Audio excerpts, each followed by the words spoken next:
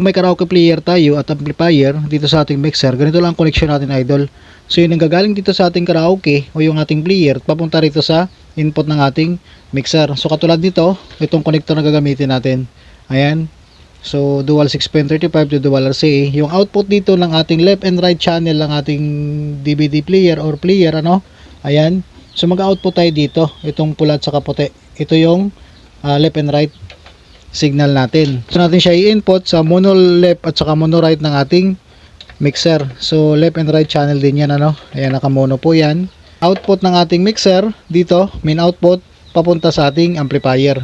Ito pa rin yung connector na gagamitin natin, dual 6.35 to dual RCA, dahil yan ang mga available output at saka input ng ating amplifier. Output tayo dito sa ating main output ng ating mixer. Ito, left and right channel din ito, idol.